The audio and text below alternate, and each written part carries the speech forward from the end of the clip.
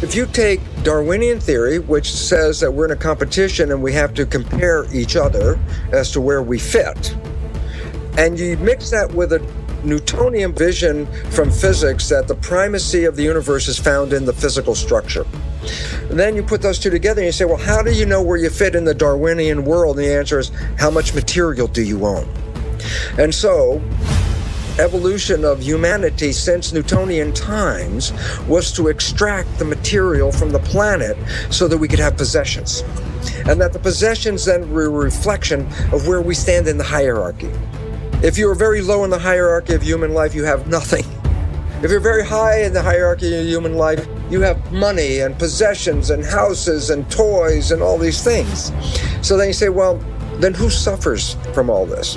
Well, there's great suffering at every level, whether suffering in the physical planet or in the human civilization, there's suffering all over. In order for me as a human to prove my hierarchy, I have to extract the material from the planet.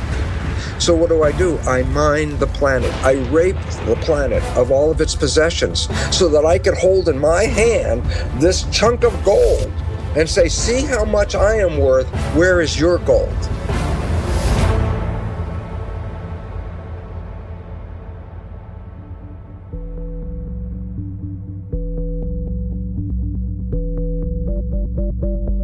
Theory of evolution is not based on community, but based on the individual. Newtonian physics said it's only the visible things that are relevant.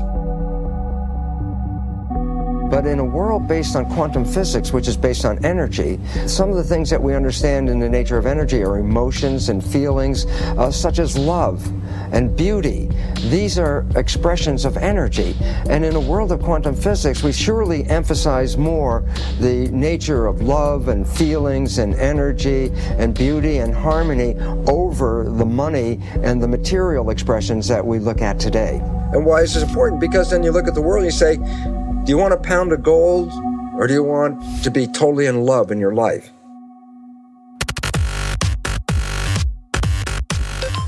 This is a painting known as The Supper at Emmaus.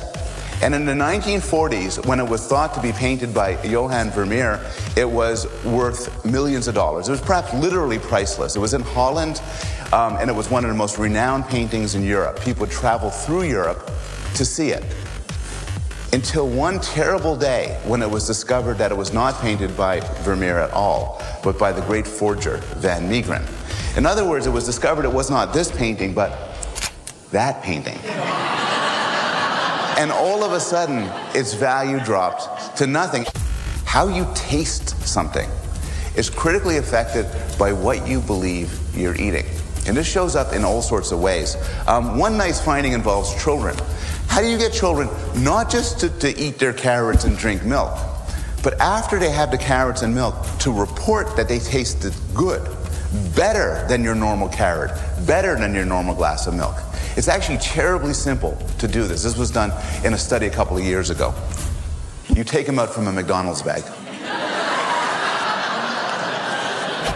They get people into a brain scanner, and as they're lying on their back, there's a tube going into their mouth.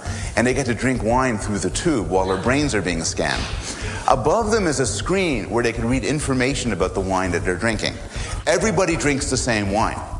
If they think they're drinking the cheap stuff, they'll report, it doesn't taste so good, and they have a low-level neural response. If they think they're drinking 200 out of a $200 bottle, they say they love it, and the pleasure centers of their brain light up like a Christmas tree. This is John Cage's work. Comes under different names, but it's often called 4 minutes, 33 seconds, because it was a famous modern performance where the pianist is instructed to sit at the piano and be silent for 4 minutes and 33 seconds. Now, as you can imagine, this is fairly controversial, whether or not this is brilliant or just ridiculous. But my favorite fact about this is you can go onto iTunes and you can buy for $1.99 the entire thing of 4 minutes 33 seconds, which is of course silent. And I've read commentaries on this where people are outraged. They say, look, just turn down the volume of your computer and sit there for 4 minutes, 33 seconds. But psychologically, I think that wouldn't be the same silence. This is that silence from that performance. You know, it's astonishing to me that we don't realize we make this all up. We made the whole thing up. You know why gold is what the value it is? Because somebody said so. That's it. You know why the fuel costs what it is? Because somebody said so. Somebody speculates, somebody decides, there's a belief, enough people join in, this is what a thing costs. We've all decided this. So an awakening of, we're repeating these cycles and we're getting kind of tired of it, maybe we should do something different this time around, be something different. People are interested in processing meaning and values. We have to hear that. It's the society, the media especially, that puts ordinary people into this vain search of material goodies. Yeah. People didn't live this way even 50, 60 years ago. You know, this is just a very recent phenomenon, that if you have, instead of one cell phone, two cell phones in two pockets, then somehow you'll be better off.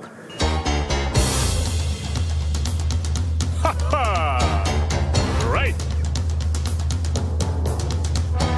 I'm the king of excess. I'm the sultan of sales. I'm the boss of bargains. My credit cards, they never fail. I got a 700 something on my beacon score, which means I don't own a thing and I can buy even more.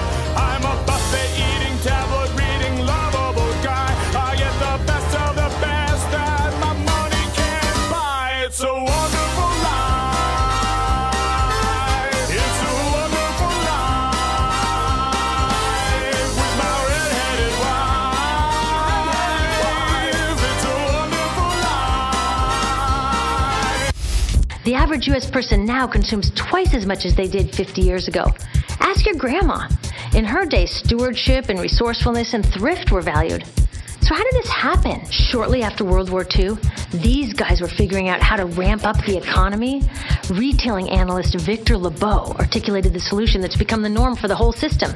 He said, our enormously productive economy demands that we make consumption our way of life, that we convert the buying and use of goods into rituals, that we seek our spiritual satisfaction, our ego satisfaction in consumption. We need things consumed, burned up, replaced, and discarded at an ever-accelerating rate. Advertisements and media in general plays a big role in this.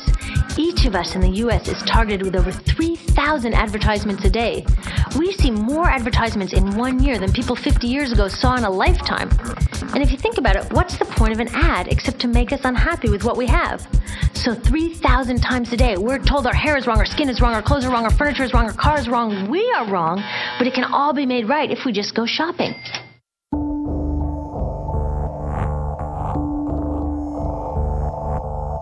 Mr. Rogers, who was the TV guy here in the United States, said the space between the television and the viewer should be sacred.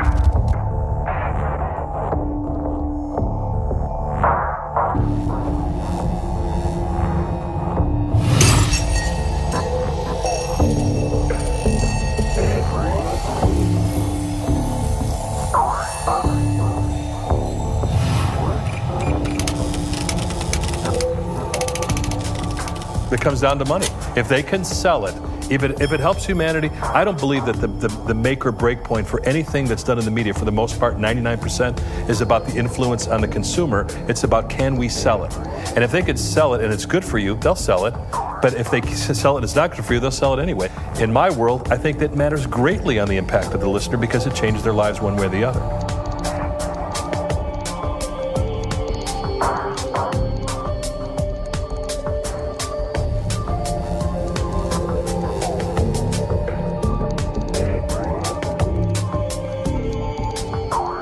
Part of the problem is people are too focused on their own little world, their own little lives, what it is they want to accomplish, when in fact there's really nothing you can accomplish that feels quite as happy as doing it with other people.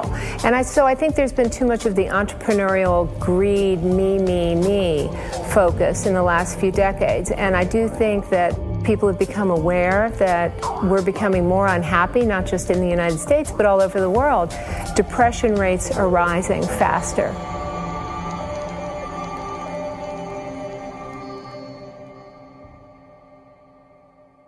I don't know that people are always aware of it until you ask powerful questions.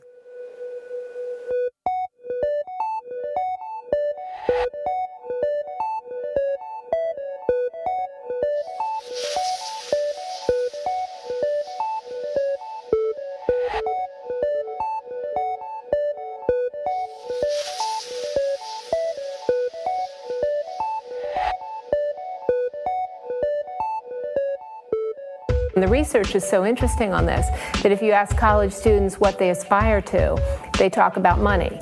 But if you ask them what the best thing was that happened to them in the last month, they mention experiences with other people. They never mention possessions. So on an intuitive level, people do understand what it is that brings them joy, but sometimes they have to find out the hard way.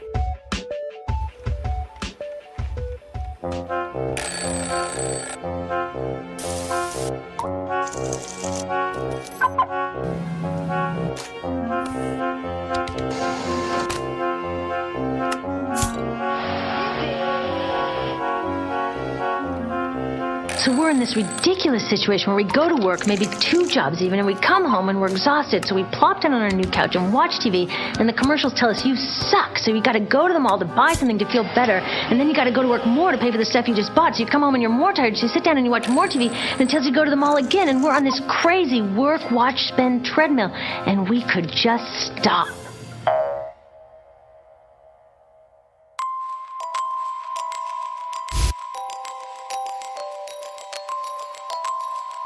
No, I had a question, and the question was, how much did you cut them by?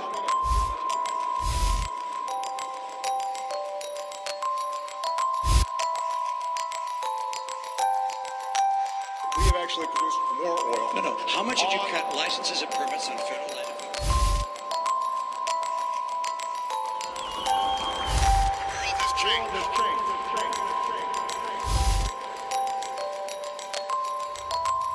We must change with it.